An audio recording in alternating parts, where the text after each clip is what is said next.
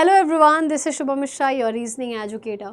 आज की वीडियो में हम समझेंगे कि पिछले 5 सालों में क्लैट का पेपर कैसा आया था और क्या पैटर्न रहता था, किस टाइप के क्वेश्चन आते थे, क्या डिफ़िकल्टी लेवल रहा था, और ये भी जानेंगे व्हाट टू एक्सपेक्ट इन 2026, यानी कि इस साल आपके एग्ज़ाम में क्या आ सकता है पिछले 5 साल के ट्रेंड एनालिसिस करके। क्योंकि जब हम पीवाईक्यू, मेन फोकस यही होता है पीवाईक्यू जानने का या पीवाईक्यू को एनालिसिस करने का कि यार क्या रहा पैटर्न, कैसे क्वेश्चंस रहे, क्या बहुत डिफिकल्ट लेवल के क्वेश्चन आए, क्या मॉडरेट आए, या जिस जो टाइप का हम पैटर्न पढ़ रहे हैं वो आ भी रहा है एग्जाम में या नहीं आ रहा है, या सिर्फ हम पढ़े जा रहे हैं।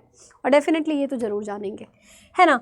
तो सबसे पहले यार समझते हैं कि क्या रहा था पिछले 5 सालों में। अगर मैं इंग्लिश लैंग्वेज की बात करूं तो यहाँ का ट्रेंड ऐसा रहा था कि इजी टू मॉडरेट आपके क्वेश्चंस आए थे, यानी कि पैसेज आता है 450 वर्ड का पैसेज आता है, ये तो आप ध्यान रख लेना बेटा।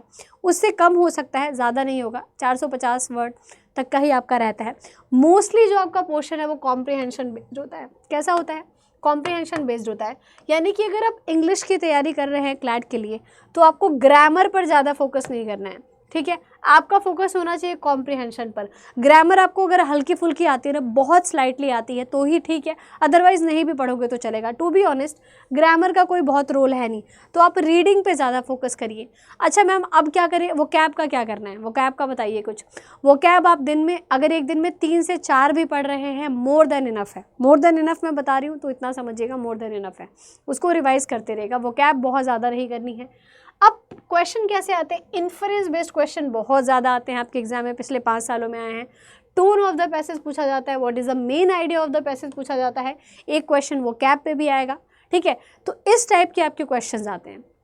अब कभी कभी ऐसा होगा कि बहुत लॉन्ग पैसेज हो जाएगा, कभी कभी आपका इन्फरेंस यूजुअली थोड़ा सा डिफिकल्ट हो जाता है। तो टोन, इन्फरेंस, मेन आइडिया पे अगर आपने पैसेज पे फोकस कर लिया है तो आपका काम चल जाएगा, ठीक है। और रीडिंग पे बहुत बहुत बहुत ज़्यादा फोकस करना है। अब बात करिए current affair and GK GS की, तो मिक्स टाइप का आता है। अब हमें ये जानना है कि रीसेंट न्यूज़ हमें कवर करने हैं, और अगर आपको किसी भी बच्चे को करंट अफेयर की बात करी जाए तो रीसेंट के न्यूज़ आप कवर करिए, कम से कम आप जुलाई से तो कवर कर ही लीजिए। 6-7 महीने का करंट अफेयर आप कवर कर लीजिए।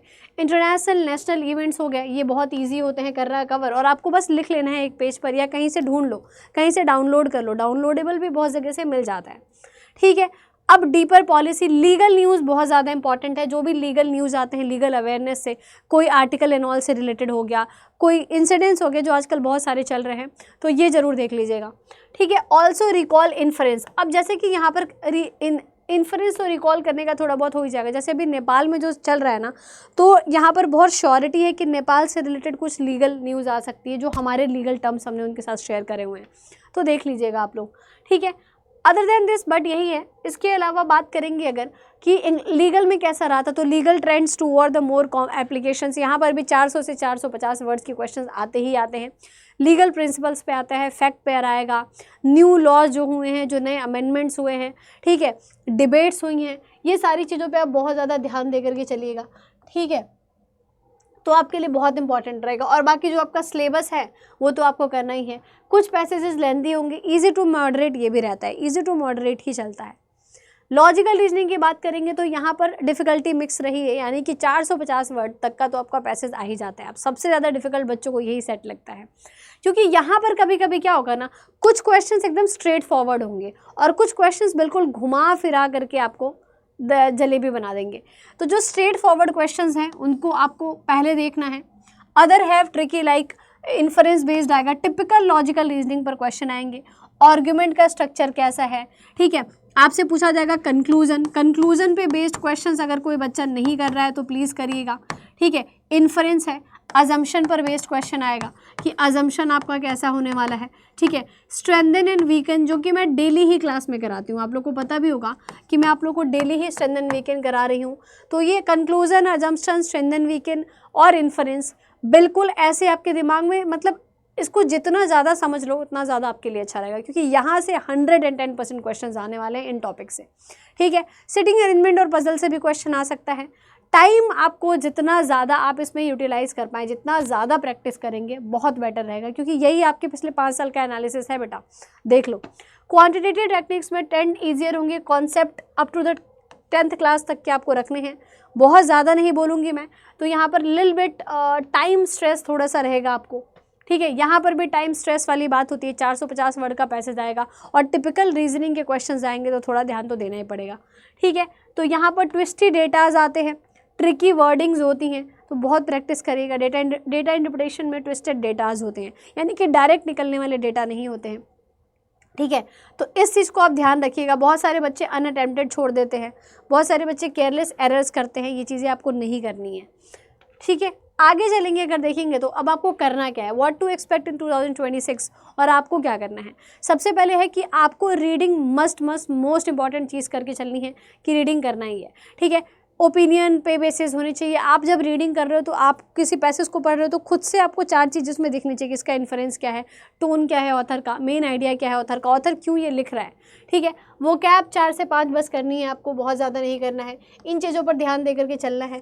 ठीक है, टाइम्ड रीडिंग करना बहुत ज़रूरी है। ठीक है, और बाकी आप जो भी गलतियाँ करते हैं, मिसअंडरस्टैंडिंग हो रही है आपको पैसेज को लेकर के या मिस रीडिंग कर रहे हैं आप क्वेश्चन को, ध्यान दीजिएगा। करंट अफेयर में कीप अप रीसेंट न्यूज़ बहुत ज़्यादा ज़रूरी है। ठीक है, 1 साल तो ज़्यादा हो गया बट 9 मंथ्स का कर लो आप स्पेशली, और ये चीज़ों को बहुत ज़्यादा कर लेना। Maintain GK base history geography and all पे थोड़ा बहुत जो आप क्लासेस जहाँ से कर रहे होंगे वहाँ से हो ही जाएगा, कॉन्स्टिट्यूशन हो गया। प्रैक्टिस करना है करंट अफेयर आपको। ठीक है, और quizzes and all, monthly GK current affair summaries को ये सब करते जाइए आप लोग। ठीक है, आगे बात करेंगे अगर लीगल रीजनिंग की, तो कोर कॉन्सेप्ट पे तो आपको मास्टर करना ही है। इन सब चीज़ों पे ये कोर कॉन्सेप्ट है, ये कर डालो। प्रैक्टिस अप्लाई करिए, जो भी आप पढ़ते हैं उस चीज़ को प्रैक्टिस में लेकर के आइए। लीगल न्यूज़ आपको रीड करना है, ब्लॉग्स करने हैं, जजमेंट समरीज करना है। जो भी आपके लीगल रीजनिंग के कहीं ना कहीं बहुत सारे आप लोग ना लैंडमार्क जजमेंट ज़रूर देखा करो या पढ़ा भी करो। ठीक है, identify option that are clearly wrong, ये आप आइडेंटिफाई करिए। एलिमिनेशन मेथड तो हर एक पर्टिकुलर सब्जेक्ट के लिए इंपॉर्टेंट है। बात करते हैं लॉजिकल रीजनिंग की, practice wide variety of logical reasoning questions, बहुत ज़्यादा ज़रूरी है। यहाँ पर तो लिखा हुआ है, मैंने आपको बता ही दिया है, conclusion, assumption, inference, strengthening, weakening, बहुत ज़्यादा ज़रूरी है। पैराडॉक्स भी कर लेना। ठीक है, तो इन चीज़ों को आप करके चलिए। लॉजिकल रीजनिंग में तो मैं डेली ही आप लोगों को समझा रही हूँ कुछ ना कुछ। ठीक है, टाइम ड्रिल्ड करने हैं, यानी कि प्रैक्टिस सेट्स लगाओ। मैंने आपको बताया हुआ है कि एक दिन में कम से कम 5 सेट ऑफ प्रैक्टिस होने चाहिए, 5 सेट ऑफ प्रैक्टिस होनी चाहिए। Regular time drilled, after solving review your wrong questions when understand the trap, यानी कि ये करना बहुत ज़रूरी है कि क्वेश्चन गलत कैसे हो गया। डिफ़िकल्ट पैसेज को आप किस तरीके से डील करोगे, बताओ मुझे, किस तरीके से डील करोगे। अगर बहुत ज़्यादा टाइम नहीं देना है आपको किसी भी पैसेज में, सब बताया है मैंने आप लोगों को बहुत अच्छे तरीके से कि बहुत ज़्यादा टाइम नहीं देना है किसी भी पैसेज को, उसी में स्टक हो जाना 15-15 मिनट, 20-20 मिनट, क्या इतनी वैल्यू रखता है वो चीज़। अगर हर एक क्वेश्चन से एक ही नंबर मिल रहा है तो हम एक क्वेश्चन को 5 मिनट और एक क्वेश्चन को 1 मिनट क्यों दे रहे हैं। सबको इक्वल ही टाइम देना है, 1-1 मिनट का टाइम देना है बस। आगे चलते हैं, work on mental clarity, reading what exactly asked and what you assume versus what you assume. ये चीज़ ध्यान रखिए कि आप जो अज्यूम करते हैं, आपको लगता है कि ये मुझे सही लग रहा है तो मैं आंसर लगा देता हूँ, ऐसे काम नहीं चलेगा। ठीक है, यहाँ पर कॉन्सेप्चुअल क्लैरिटी के साथ ही काम हो पाएगा। और स्ट्रेंथनिंग इन्फरेंस स्किल, इसको बहुत ज़्यादा स्ट्रेंथन करिए कि क्या इन्फर कर रहा है पैसेज। अगर आप ये समझ गए तो आपके लिए सब कुछ ईजी हो जाएगा कि पैसेज एक्चुअली में क्या इन्फर करना चाह रहा है। ठीक है, अपनी लैंग्वेज में try to understand everything in your own language, तब आपके लिए क्वेश्चंस इजी होते जाएंगे और एग्जाम तक सारा प्रेशर डाउन हो जाएगा। क्वांट्स की बात करेंगे यार, बेसिक कॉन्सेप्ट पे ध्यान दीजिए, जैसे कि परसेंटेज आपको अच्छे तरीके से करना है, एवरेज आपको अच्छे तरीके से आना चाहिए, रेशियो प्रपोर्शन आपको अच्छे तरीके से आना चाहिए, CI SI अच्छे तरीके से आना चाहिए। इसके बाद प्रैक्टिस करो DI का, कम से कम 5 सेट DI होनी चाहिए एवरी रेगुलर बेसिस। प्रैक्टिस क्या करना है, ग्राफ और टेबल DI रेगुलर बेसिस पर प्रैक्टिस करना है, चाहे कुछ भी हो जाए। 5 नहीं तो एटलीस्ट 2 से 3 तो करो ही। शॉर्ट ट्रिक्स अप्रॉक्सीमेशन पे बहुत ज़्यादा ध्यान दीजिए, ये बच्चे ध्यान नहीं देते हैं but this is the most important thing you have to understand. ठीक है, बाकी आपको अतुल सर क्लासेस करा ही रहे हैं। कैलकुलेशन एरर्स पे, केयरलेसनेस पे ध्यान देना है। जो ट्रिकी क्वेश्चंस हैं उनको थोड़ा अपने मन से ठीक करने की कोशिश करिए। टाइम को ठीक करिए, जो आप टाइम एक ही चीज़ पर लगाए रहते हैं या किसी डिफिकल्ट क्वेश्चन पे स्टिक हो जाते हैं, इन सब चीज़ों पे आप काम करेंगे, डेफिनेटली इस बार आप क्लियर कर लेंगे फॉर श्योर, 100% कर लेंगे अगर आपने जितनी बातें मैंने बताई हैं इसमें से थोड़ा सा भी ध्यान दे दिया तो।